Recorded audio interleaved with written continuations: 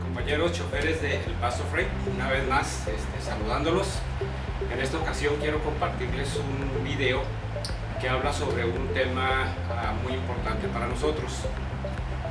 Este tema es sobre cómo eficientizar la economía del combustible o del diésel, que es uno de los costos de operación que más impactan a nuestra empresa.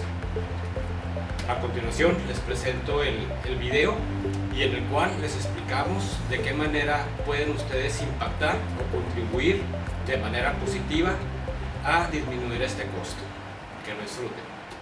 Every driver has expenses associated with operating a truck, from the purchase price and maintenance to insurance and load rates.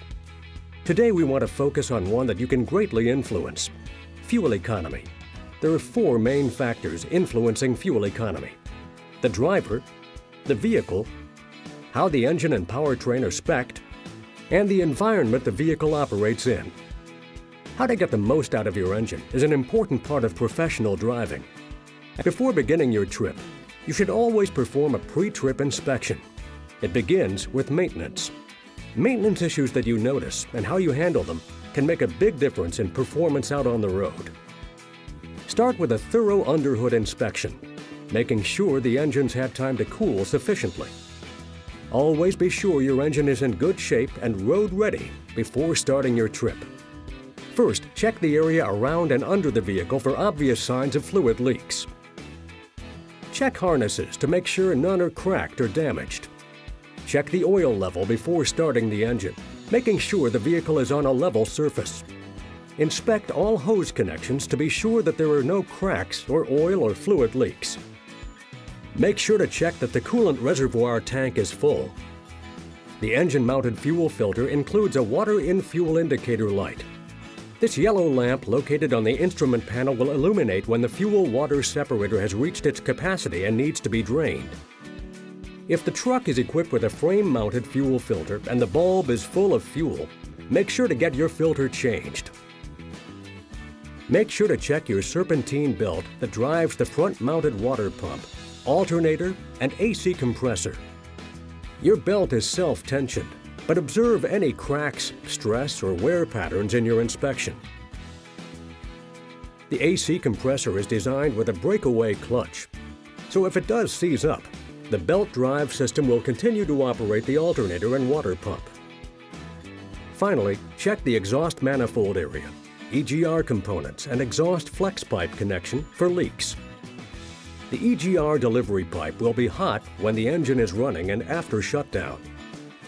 Remember, do not use it for a grab handle. A black soot residue anywhere could be a sign of a leak.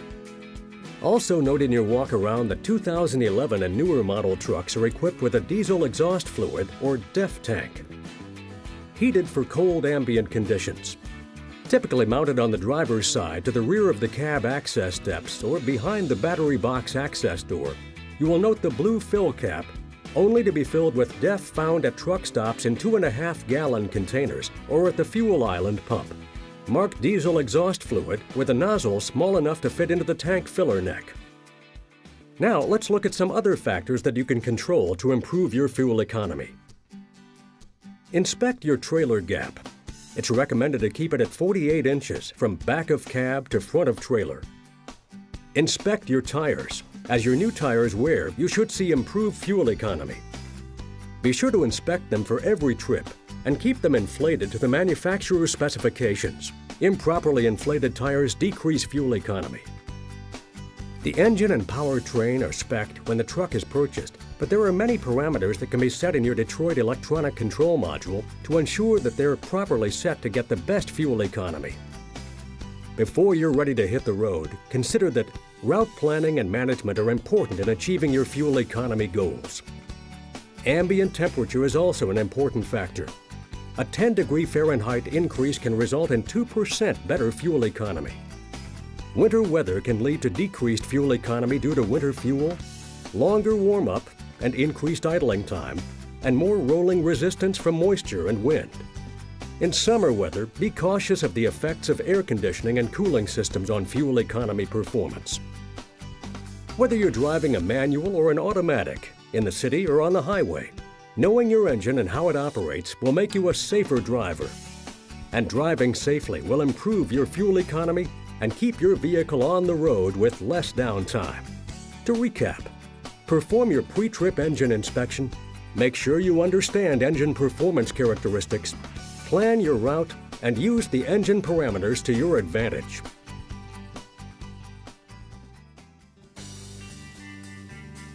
There are 5 main factors a driver can control that impact fuel economy by as much as 35%. Speed, idling, cruise control, road management, and RPMs, or the sweet spot. When possible, lowering your cruising speed by just 5 miles per hour can result in a fuel savings of up to 10%. Cruise control can increase your average fuel economy on a run by up to 6%. When possible, engage your cruise control at a conservative speed. An idling engine continues to burn fuel, resulting in an instant fuel economy of 0 miles per gallon. You could be burning over a gallon of fuel per hour at idle, as well as the unnecessary wear and tear on your engine. Another important part of driving for fuel economy is managing your route and the road. Anticipating road speed changes to avoid hard braking and fast accelerations are good ways to improve your fuel economy. When possible, select multi-lane routes before 2-lane routes to prevent backups and delays. Finally, as traffic safely allows, use downhill grades to coast and gear to pick up speed before the next uphill climb. Following these few basic tips can make a significant difference in your fuel economy and your bottom line. Now, let's go ahead and start up your truck. Observe the in-cab cutout switch, if so equipped. It must be in the on position before turning the key to the on position. The truck is equipped with several control modules, and they all have to work in conjunction with each other to deliver optimal vehicle and engine performance. Allow the gauges on the dash to sweep and reset approximately 8 seconds before starting the engine. Once you're in the truck and are ready to start the engine, keep in mind that no idling time for engine warm-up is needed. Technology introduced years ago has eliminated the need to warm up and cool down engines in all but extreme weather conditions. Once air pressure is built up, the vehicle is ready to go. When the DEF level is 1/4 full, Detroit recommends you fill up the DEF tank. If equipped with a clutch pedal, no throttle is required to get the vehicle rolling, even on a grade. Stay hard off the throttle until the coolant temperature gauge starts to move. Waiting for normal operating temperatures is a waste of time and fuel. The engine will warm itself up as you start driving. Achieving maximum fuel efficiency is a practice that is ongoing while the vehicle is moving. Driving intelligently will result in better fuel efficiency, improved engine performance, and engine life. How you control your engine's RPM has the greatest effect on fuel economy. It is best to operate the engine in the fuel economy sweet spot, or the heart of the operating RPM speed band. Ease into throttle and use only enough RPMs to get your engine into the next gear. With automated transmissions, the more throttle applied, the higher the engine speed that transmission will upshift. Use torque, not horsepower, to do the work. Transmissions are most efficient in top gear. Understanding a few new ideas on how to shift for fuel economy is important. Detroit engines allow drivers to accelerate the vehicle more efficiently by taking advantage of the available torque at low engine speeds. Drivers need to manage their shifts to keep the engine between 1,000 RPM and 1,500 RPM. To drive most efficiently on the low side of the transmission, upshift before 1,400 RPM, and on the high side of the transmission upshift before 1,500 RPM. Taking the engine above 1,500 RPM is a waste of fuel and does not provide any performance benefit. To stay in the fuel economy sweet spot, stay in gear down to 1,000 RPM before downshifting. By keeping these new shifting ideas in mind and staying in gear longer before shifting, the driver keeps the engine in the fuel economy sweet spot longer, producing the best possible results. You may need to make your shifts at a higher engine speed while you're going uphill, and conversely, a lower engine speed when going downhill. But in general, it's recommended to keep RPMs between 1,000 and 1,500 for the best fuel economy results. The turbocharger wakes up immediately after shifting, even below peak torque, and complements progressive shifting techniques. Make the engine pull and work peak torque speeds. Full throttle accelerations waste fuel, but full throttle pulls cresting grades make sense. Shifting techniques, fast or slow, and the steepness of the grade all come into play. The electronics are always monitoring boost levels and determining correct fueling at all engine speeds.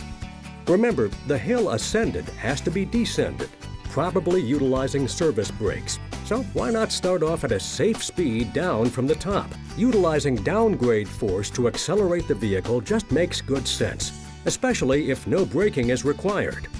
Engine braking can be safely utilized up to 2,200 RPM if required.